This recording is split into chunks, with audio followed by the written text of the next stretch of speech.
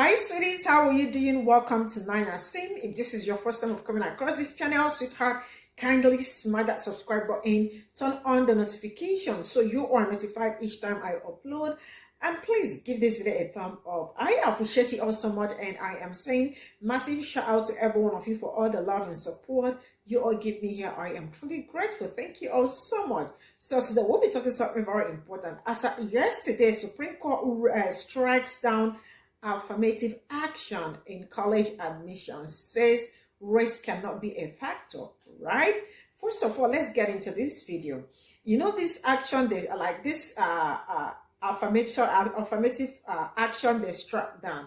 Their purpose was to make Black people suffer. Their purpose was to, they don't want to see Black people prosper. They don't want to see Black people moving forward. But the truth is that if there has been anyone that has benefited from this affirmative action, has been white people, white women. They have benefited. Even Black people have not even benefited with it. So if there is major people that already benefited from these things are white women, white people, right? Not even Black people. Black people are far from it. But their main target, their goal was to use it to strike Black people. But then the truth is that this thing is not just going to strike Black people. It is going to strike them first. They are going down. And Asians, because Asian people really fought so hard for this. Because to them, they feel like Black people are the ones making them not to gain admissions and the rest of it. They really fought for this. But trust me, they are also going down because as it is affecting the nose, it is also affecting the eyes. Black people have always been, they are survivors. They can survive. Their children are very smart, which I personally feel that they are going to go through. But the ones that think Black people are their problems, because the rich white people make poor white people think that their problems are from Black people. Stay glued. I am rolling this clip. We'll come back to talk about it. I absolutely want to read all your comments. Let me know what you all think in the comment section. And straight up, I am rolling the clip. Good morning, y'all. So some of you, I'm sure, have heard that the Supreme Court just overturned affirmative action. I think that's 2 major rulings in 2 years. The other was Roe v. Wade. And I think that in wanting to harm Black people, they keep forgetting that they're going to be the most impacted in ways that won't impact us. Let me explain. In wanting to hurt Black people in this country, they're passing laws and overturning laws that have already been existed to impact us in a positive way. But it also benefits them the most. So for example, affirmative action benefits white women more than anybody in this country. So their intentions of hurting us will hurt themselves. And the irony of this is we still do not benefit the way that they do. So when the hurt comes down, they're going to hurt way more than they expected. And they're going to look to us to figure out a way to survive. The goal was to hurt Black people. But people of color and poor white people and white women keep forgetting that what happens to us happens to y'all. That is how this system has always worked. We have never reaped the full benefits of some of the actions that have been passed in this country the way that other groups do. So whether you're Abigail in Texas, or y'all remember Stay Mad Abby, who decided that she was going to take it to the Supreme Court saying that it was Black people's fault, that she couldn't get into a certain school in Texas, or the Asian guy who felt like it was Black people's fault because his SAT score was super high and he still couldn't get into the school that he wanted to. Always remember, the target was to hurt Black people, but they're about to hurt themselves way more. Anti-Blackness is real in this country, and people will cut their nose off to spite their face just to make sure that Black people can go it out. But what they have not realized is that Black people have learned to survive in certain circles and survive in ways that we thrive on our own, that causes other groups to look to us for solutions. I just want to say, we ain't providing them. Y'all have a good day. Some of you, I'm sure, have heard that the Supreme Court just overturned affirmative action. I think that This content creator goes on to say that although they think they're hurting Black people by overturning affirmative action, they're actually also harming their own white communities, because white women have been the biggest benefactors of affirmative action as a whole. And I just want to chime in and say that I think the white people know that, and they don't care as long as it means Black people are hurting a little bit more. There's actually a famous case study about how many open public pools that there used to be. But once integration happened, a lot of communities closed their public pools because it meant it had to be shared with Black people. And they rather not have public pools in their communities anymore, even if it means the white people no longer have access, as long as it means that the Black people don't have access to it either. And Howard Zinn's book, I think it's We Are the People, or, This is True American History.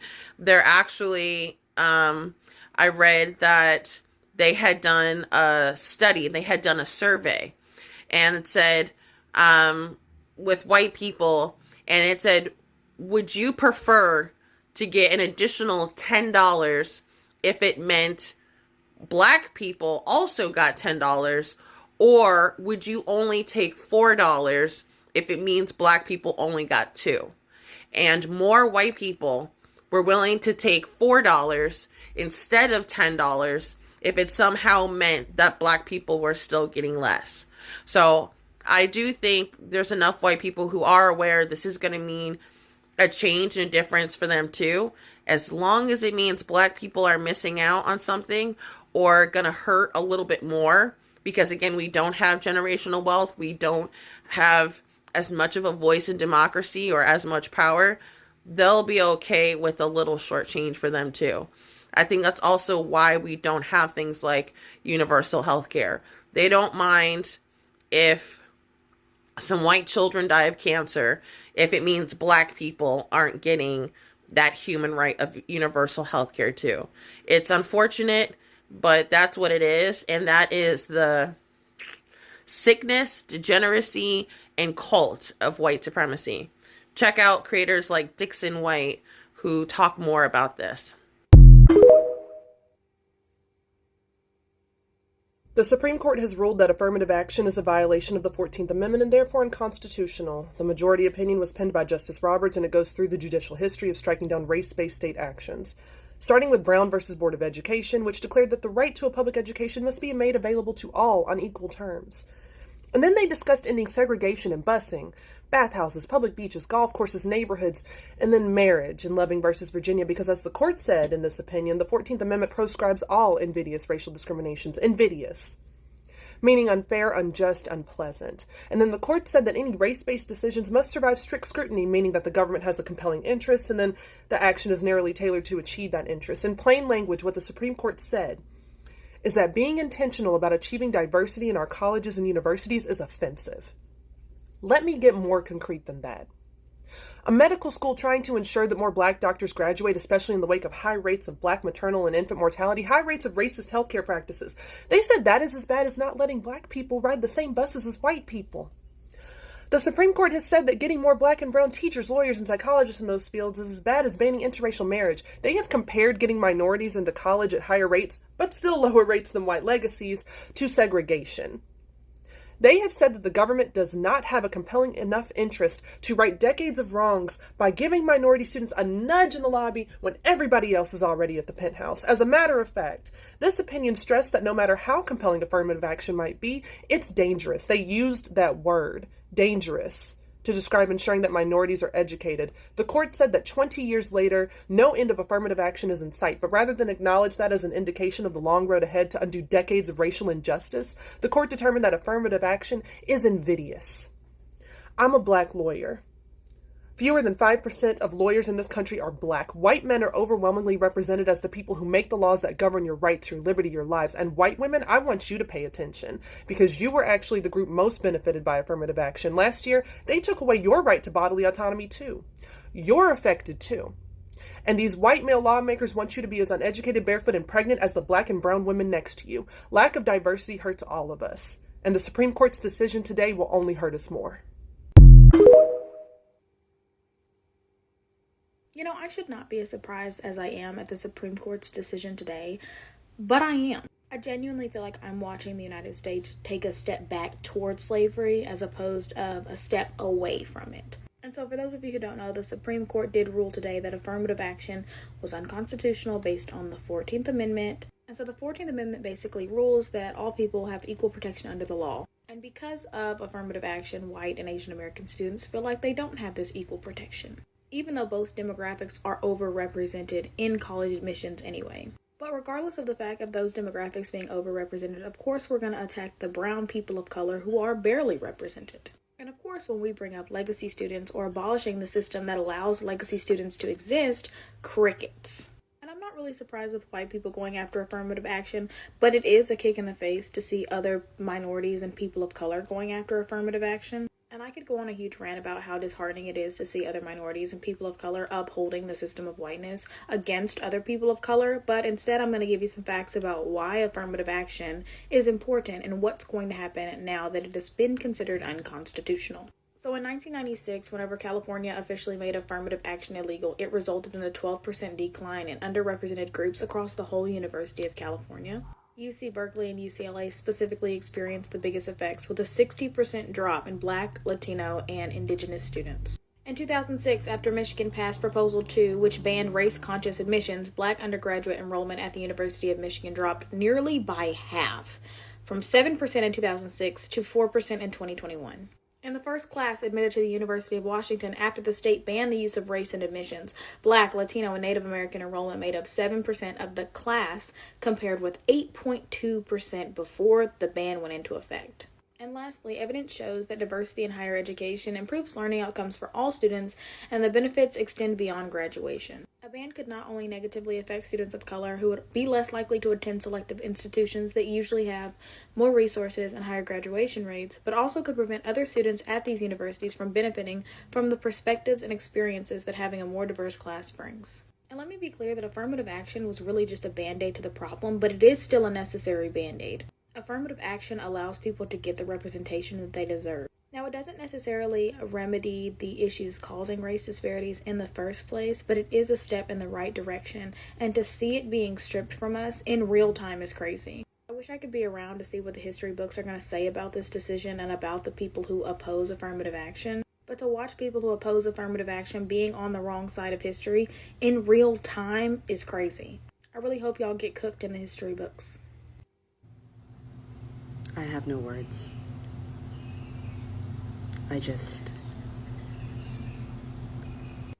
Today, the Supreme Court has decided to rule against affirmative action, but it's actually a direct attack on diversity, equity, and inclusion work in this country, specifically a direct attack on BIPOC. If you look under any definition of affirmative action, it is a positive action undertaken with conviction and effort to overcome the present effects of past practices, policies, or barriers to equal employment opportunity and to achieve the full and fair participation of women, minorities, and individuals with disabilities found to be underutilized in the workforce based on availability. If you look at any and most literature, you will realize that actually affirmative action has helped white women in this country more than it has helped anyone. And a lot of Asian Americans in this country think that this is going to help them. All the Asian Americans that fought for this think it's going to help them. And this is the disease of the model minority myth, because it's not Asian Americans who are going to benefit from this. The people who are going to benefit from this are the people who have always held power in this country. Affirmative action, white people's Ouija board answer for why there are so many goddamn black folks on my college campus, has been struck down in a conservative majority by the Supreme Court today. And if there is one thing that conservatives love other than being racist, it is what I like to call a bring it around town kind of policy, okay? The type of policy that on the front end looks like it's going to affect others and not me, but it will come back to bite them in their pancake flat earth asses. Because ever since the institution of affirmative action in the John F. Kennedy era, time and time again, it has been proven by data that the people that have benefited the most from affirmative action has not been my black people. It's been white women. Yeah. So, what's the new excuse now? When you still start to see a lower number of white students or Asian students on a campus, and you still start to see a higher number of black people and Hispanic people, what's going to be the excuse? Because it can't be affirmative action. I wouldn't be surprised if we start seeing a lot more Aunt Becky crimes. Okay? People paying $500,000 to send their child to a school that they know good and hell well they couldn't even get in. This is going to be fun. Yeah. Okay, this is all I got from the stitches. And you know one thing, I love to say it when they try to set a trap for black people. And, because that is what it is. Like, they forgot that white people have really been the ones enjoying this affirmative action more than any other person. But this was actually done, right, in order to, make black people suffer or, not to prosper. They actually forgot that they are going to be affected eventually. Now, let me tell you all something. I think I remember sometime that I did something about a video that says that rich white people make poor white people think that their problems are black people. When the rich ones are using them, the poor ones, to fight black people. And you all know that Asians have really been fighting so hard for this. But man, trust me, we are going down. Everyone else is going down. You all know black people are, is it today? They have been surviving and all that. And you all also know how brilliant black kids are. They can actually survive anywhere. They are survivors. I mean, they are in for this. But the ones that think they are about to, about to mess black people up, because their goal is to mess them up, to take away so many things out from them, will eventually be the ones to go down. Yeah, you all also heard it, because I really took my time to get to understand these affirmation actions, and you all also heard what they are saying. So the Asians and the other ones, other minority groups that think probably they are because they really fought for this too, for this too. And there was a comment that I saw an Asian woman saying, I know Asian people were the ones that really fought for this, but this thing is going to also affect them really so bad. Yeah, baby. Peace out to you all. This is where I'm going to draw the curtain. Thank you all so much for all the support. See you all in my next video. Bye for now.